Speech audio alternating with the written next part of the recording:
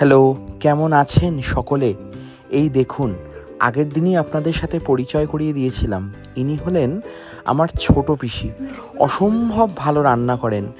আর একটা কথা, আপনারা আগের দিন ব্লগে নিশ্চয়ই দেখেছিলেন যে আমরা বিরিয়ানি খেয়ে সকলেই ভীষণ ফ্রাস্ট্রেশনে চলে গেছিলাম।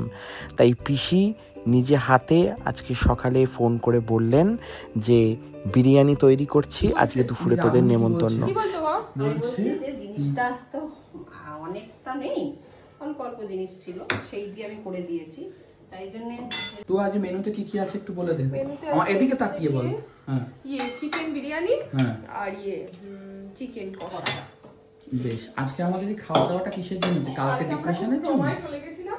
আচ্ছা, এইটা কি কুয়াতে দেখছিস সুন্দর করে? এই যে বিরিয়ানির হাঁড়ি খুলে গেছে। আর কি তুমি বলবে না ঝরে ঝরে পড়ছে, ঝরে ঝরে পড়ছে। ফাইনালি বিরিয়ানির হাঁড়ি খুলে গেছে। কেমন?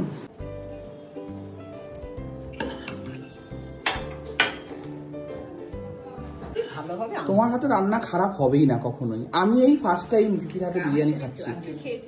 আমি একদিন না খেয়েছিলাম, ওই রাত্রিবেলা একদিন একটুখানি দিয়েছিল, তার থেকে তোর থেকে একটু ভাগ নিয়েছিলাম। কিন্তু কিসে যেন তুমি আরেকদিন একটা বানিয়ে ওদেরকে খাইয়েছিলে, তখন আমি ছিলাম না, না কি একটা যেন ছিল না, কম ছিল। ও আচ্ছা আচ্ছা, কম ছিল। ফাইনালি কি যেন পাতে পড়ে গেছে না? কি কি আছে? চিকেন বিরিয়ানি। দাঁড়ান আপনাদের সুন্দর করে একটু ভেঙে দেখাই জিনিসটা। আপনাদের একটা মজার জিনিস শোনাই, চলুন। গসিপ, চুকলামি, তাই তো?